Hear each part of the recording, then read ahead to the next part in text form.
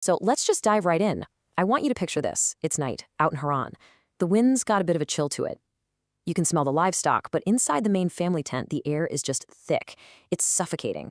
And it's not because the fire's gone out. It's from the sheer pressure of human hearts just grinding against each other. This isn't just a physical place. It's a tense emotional battleground. And right at the center of it is a family in a deep, deep crisis. And that, right there, is the heart of the problem we're going to unpack. See, this is a family full of people who are trying so hard. They're striving and working and just desperately clawing to get what they need. But all that effort, it's not bringing any peace. In fact, it's only making everything worse. This house isn't lazy. It's completely and utterly exhausted. It's a home without any rest. And at the core of all this exhaustion, you've got two sisters, Rachel and Leah. And they are locked in this brutal internal war. Now, this isn't just simple jealousy, she has something I want. Oh no, it goes so much deeper than that. It's this desperate, painful struggle for worth, for security, and just for a place to feel like they belong. When Rachel comes at her husband Jacob with these words, it sounds incredibly dramatic, right? A total ultimatum. But if you listen a little closer, this isn't just a cry for a baby. It's a raw, unfiltered plea for validation. What she's really saying is, if I don't have a child, there's no proof that I'm worthy of being loved. My entire value as a person is on the line here. You have to understand, in Rachel's world, in her culture, love wasn't just a feeling. It required hard evidence. It wasn't enough for Jacob to say, I love you. She needed proof. And the ultimate, undeniable proof of her status, her security, her worth, was a child. So for her, it all boils down to the simple, heartbreaking equation. No child means no value. Period. And here's where the tragedy just gets compounded. I mean, look at this. You have two sisters, and they're driven by two very different but equally painful fears. Rachel is terrified of losing her spot as the #1 beloved wife, so she fights for value. Meanwhile, Leah, the unloved wife, she's terrified of just being invisible, of being completely ignored, so she fights just to be seen. And where do they both end up? They land on the exact same deeply flawed strategy to solve their problems.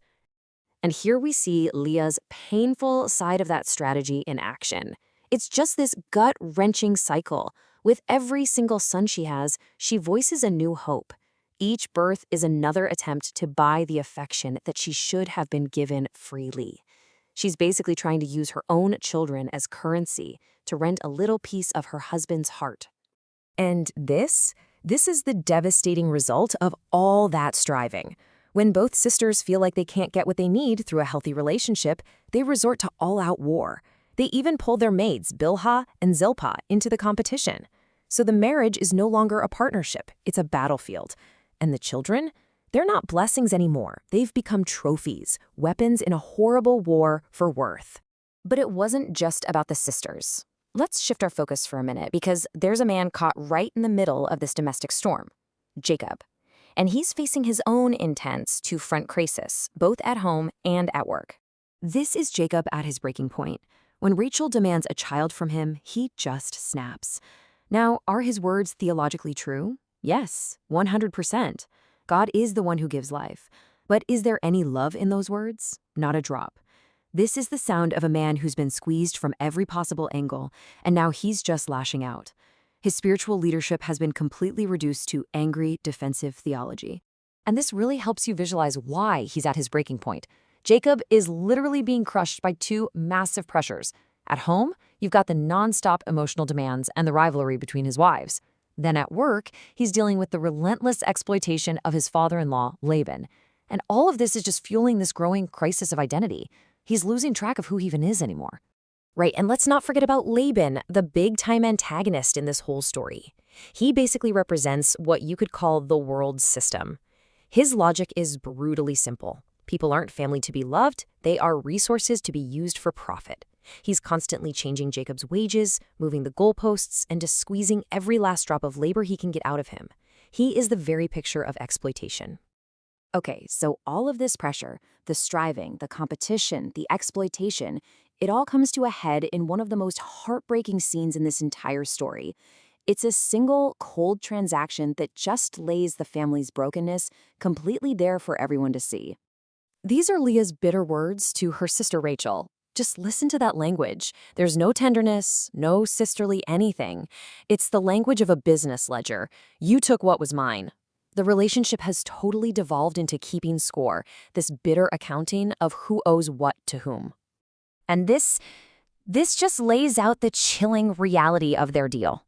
Rachel wants these mandrakes, which people back then believed could help with fertility. Leah agrees, but there's a price. One night with their shared husband. Jacob is no longer a husband to be loved. He's an asset to be hired out for the night.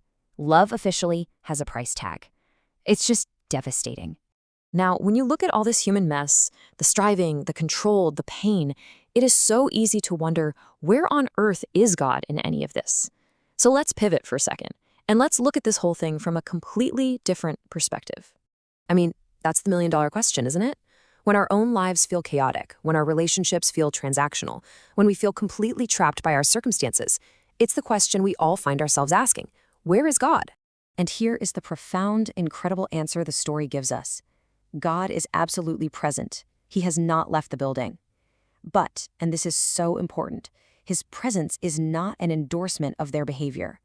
God's divine plan is somehow miraculously moving forward through their human mess, but he never, ever co-signs the methods of control and manipulation and striving that they're using.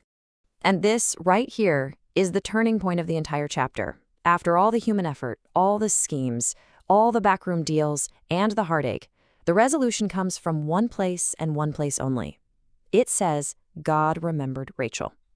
It wasn't the magic plants, it wasn't the business deal, it wasn't her own striving. It was God's grace, his perfect timing, and his direct intervention that finally broke through the chaos. So you see, this ancient story is way more than just ancient history. It's a mirror, and it reflects our own struggles, right here, right now, in our families, in our jobs, in our faith. So let's make that jump. Let's talk about what this means for us today. So what's so crucial here is that this story gives us a really clear roadmap for our own lives. In our families, it's a call to stop performing, to stop trying to prove our value. For our marriages, it's a huge warning sign. Don't turn your partner into a tool to fix your own emptiness. At work, it reminds us our ultimate security comes from God, not from some worldly system. And for ourselves, it teaches us that God uses pressure not to crush us, but to shape us, to teach us how to trust him instead of trying to control everything ourselves. At the end of the day, this is the takeaway. This is the choice this story puts right in front of us. It's a decision to step out of that frantic, exhausting cycle of striving and into a place of rest and trust. It's a declaration that our security and our value don't come from what we can achieve or control or buy. They come from who God is and who he says we are. And that, my friends, is the foundation for a life that isn't about exhaustion, but about true, genuine rest.